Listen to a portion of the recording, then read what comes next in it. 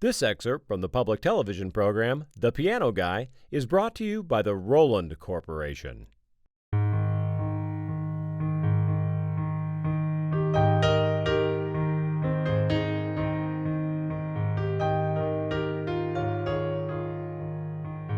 In this segment, we want to work through a great Vince Guaraldi tune called Cast Your Fate to the Wind, and there's not a better person to help us work through it than David Benoit. Hi, David. How you doing? Good.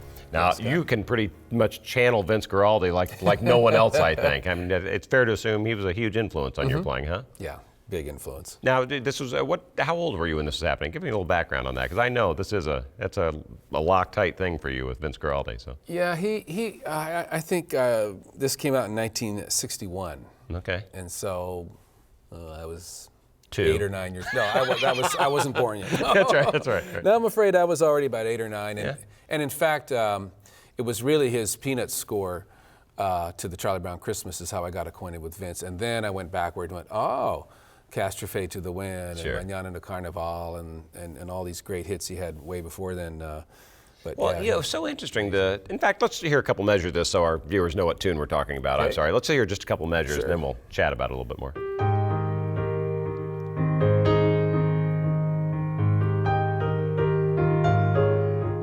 Yeah, that is just so identifiable the minute you hear those things. They're great. Exactly. It was amazing how he really kind of started a new style, if you will. I mean, in a way, he really sounded like no one else, and it was kind of this West Coast thing that was, it was. Yep. How would you, I guess, describe that? What was so different about his playing versus what was going on before him?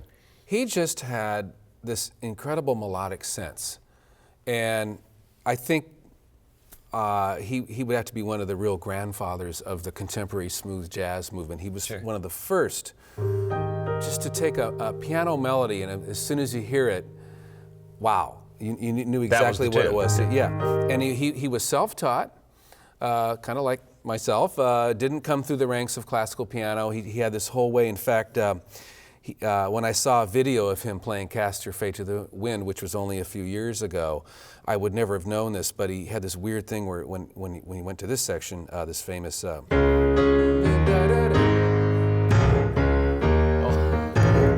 he actually played it with his fist, and I've never seen anyone ever do that. We'll give that away in a few minutes. We'll do that. But Yeah. and it's interesting. I think as opposed to like the beboppers, or really the tunes aren't incredibly difficult from chord change standpoint. They're not running all through a bunch of 2-5-1s and all. They tend Right. to be more modal, I guess. If I hate to sound all educated, but I think that's a fair assumption. They're fun tunes to learn because number one, they've got great hooks. They're really identifiable. And number two, for someone that's a lot of our viewers that really aren't advanced players, they're pretty easy chord changes usually. They are, and the other thing he did was I think he got away from that everything has to be swing tempo. This feels more like bossa nova. He was very influenced of that groove bossa nova. It had a groove. Well, that's a good point. Straight eighth notes, not. Then he would, of course, after doing a little bit of that, then it would be. When he'd go solo, When he does the solo, then he would go into the jazz Sure. swing time. But that was another thing. He got away from the. That is an interesting point. Those are straight eighths, but it's straight not eighths. really Latin. Yeah. And there's no It's other not time that Latin either. happens. Yeah, That and- is an interesting point. And it I've was, never. kind of the approach he took with Linus and Lucy too. Yeah. Huh, interesting. All right, well, let's dig through the tune. So, Okay. so this famous beginning left-hand thing. So you're just on an A flat and an E flat, It's right? very, very easy. And it's going probably. boo da da da. Okay, and that just happens through that. And then you've got the melodic line on top. Now, I will say, Vince, like a lot of great geniuses, it sounds very easy, but in fact, it's pretty tricky. It's got this going It's on. got this going on. Yeah, right. You can't get your left. You have to sync that up. And then he does this thing where it's kind of It's kind of a triplets on top of the. kind of 3 against 4, like a Yeah. lot of what Beethoven did in some of his music. Sure. Now it's interesting when you do when I'm seeing those. That's a very similar thing to the Linus and Lucy theme. It the is. right hand, that this playing working the fourths down that way. But if you were going to simplify that, it would be okay just to play the top note, right? Just to play the melody. Sure. Ba da da, do da da da. You could just do this, and Sure. or you can do it in You know, it's you funny. try to do it in a different key, a different huh? key, which I've never done. I'm so used to playing it in Sure. A flat, and in fact, and it's interesting. He must have loved that key because that's the key he wrote Linus Linus and Lucian, that's right. And it does have a certain sound. Well, yeah. Now, moving past that spot, then it does the let's give that one away. The do da ba do do do do. Okay, let's That's hear pretty that one. easy. This one. And again, like you were saying, they had a great point, that modal thing where it's not, you know, it's not some weird jazz. It's just a straight D flat. D flat to E flat to A flat. Now, this is the easiest part of the tune. And what you're doing is just playing a D flat to E flat, D flat, A flat. That's, and again, I think that was where his genius was that he people that heard that, oh, I can play that. Sure. That's not so hard. Yeah, well, it didn't just blow your ears away either. Yeah, It's exactly. It's kind of And after he this just ethereal captured- stuff, all of a sudden it locks down into something you can really hear. Yeah, exactly. All right, let's hear you play through not the whole tune yet, but let's work from the ba da da ba do ba da to the do Okay. do do, so we can get that transition.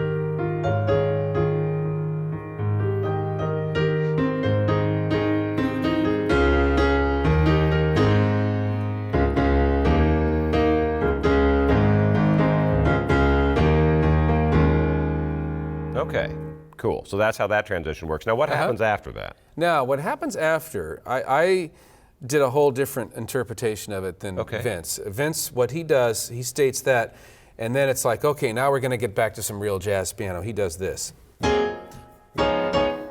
So he opens it up to straight big jazz with it. And if you'll notice, there's an assumption that the bass player is down there walking. Down there playing the A flat, because see, now he's not in root position chords anymore. Okay. He's taking it up. So he's doing just a big, okay. And then he just kind of riffs on it. Doing the bass player. Okay. Now that riff, that's where I was kind of heading with that. That just goes from what? It's from A flat to E flat? It's all it is just A flat 7. It's the 7th now. Yeah. D flat 7. Oh, to D flat 7. I thought it was E flat 7. And E flat. Oh, does he go through? Because I thought it was just back and forth. At some point, I'd seen a lean sheet. It was just the 2, and I thought that's even odd. It never resolves or anything. It just does this for the solo. That's all it is. But you know, he's of course. Yeah. Now that's kind of more of an Oscar Peterson. Yeah. Why don't you give, we're going to jump out of that. Give that's okay. Give that one away, would you? So. Okay. And see if you can. I'm going to ask you to pull your hands back a little so we can kind of see it, just so we can see it on the. Okay. It's like you got your pinky up there in the A flat, so it's one of those Delia does, but now I've got the. And by do you mean that's the way you would sing it? That's the way. Do. That's how I would sing it. Yeah. So I've got my pinky up here in the A flat, and then maybe I start like looks like a 5th and. Yeah. Yeah. So really the lick's happening, and you've got this note on top of it. Yeah. Okay. Cool. Do that if I can press you here. Come back, come up or down a half step so we can see it on some white notes. Okay. Wait. Yeah. Maybe. Is that right? Yeah, it's hard to do it that way. So that'd be Okay. So that higher notes, I guess, a 5th above. Yeah. Okay. Yeah, it's a 5th above. Okay. So you're basically playing off of the minor 6 and. Okay. That's a good little lick. Whoops, no. It's a real bluesy. You move it to a wrong thing. Like you're saying, you know, when I start thinking about it. Oh, that's what. Fun. I love giving those little things away. Those are just little, because at some point, you've heard somebody do that, and then at some point you had to say, "What in the dickens was that?" Yeah. And you sat down and you spent 20 seconds and you went, "Oh, it's that." And then once you do that, you put it in your pocket, and you got it for the rest of your life. That's true. I think expound on that a little bit, because that really is how I'm assuming you learned a lot of these things, right? It's exactly how I learned them, and a lot of times learning by ear is how you memorize. If I just read that on a piece of music, I read it and then I'd never remember it again. But when I had to learn it, and I'm learning it by ear, I'm hearing maybe Oscar Peterson or Vince, and it's such a standard jazz lick that then it's in there, and it's in there for life. I mean, once it's in the brain, that's it. And that becomes one piece of paint on your palette that you can then pull out when needed. Yeah, almost like any any blues tune you can use that, you know. Yeah. It just on any key, Well, and that's the other thing. When you learn something by ear, then you can do it in any key. Well, that's the point I was getting at, and I appreciate you saying that. It's just that I think it's healthy for our viewers sometimes to realize that, there's no rocket science behind, the reason you can sit down and play. You've done it a lot longer than they have, and you sat and you've listened to those things and you've done it. But there's no, strike of lightning that, I now know these licks. Well, at some point you stopped and you went, what was that? Yeah. And you did just what we did. You got it underhand. And at that point, it sticks. Exactly. And then it becomes one more, something to put in your pocket to be able to say, well, now I'm going to do a little solo. I'm going to pull this out. I'm going to pull that out. And that's really the beauty of this is your snowball just keeps getting bigger and bigger, I think, as you keep learning these things. So cool stuff that way. Well, listen, let's hear you play this whole tune if we can. Okay. And Cast Your Fate to the Wind by Vince Guaraldi. This is going to be David Benoit's arrangement of it. All right.